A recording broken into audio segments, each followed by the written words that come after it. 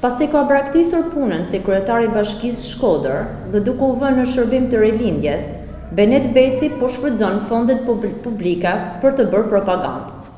Me që ky menaxher i sukseseve po reklamon me video dhe foto nga makineria e tij propagandës investimet që janë bërë në të kaluaren kur PD ishte në pushtet.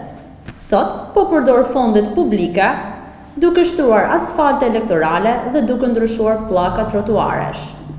Ky person, i cili në vend që të ushtrojë detyrën e kryetarit të bashkisë, është vendosur plotësisht në shërbim të fushatës elektorale dhe të shefit të tij, në shkelje të plotë me kodin elektoral, po kryen investime të paplanifikuara në buxhet të bashkisë. Shfrytëzimi i paras publike në shërbim të fushatës elektorale nga Benet Beci dhe administrata e tij janë të dënueshme dhe në shkelje flagrante me ligjin. Partia Demokratike nuk është kundra investimeve, por shfrytëzimi i taksave publike në shërbim të rilindjes janë të papranueshme dhe të kundraligjshme. I bëjmë thirrje SPAK-ut dhe KQZ-s të reagojë ndaj shkeljeve flagrante që Benet Beci dhe rilindja po bëjnë, pasi nuk mjaftohen me presionet ndaj administratës, por tashmë po shfrytëzojnë edhe taksat e qytetarëve në shërbim të fushatës elektorale.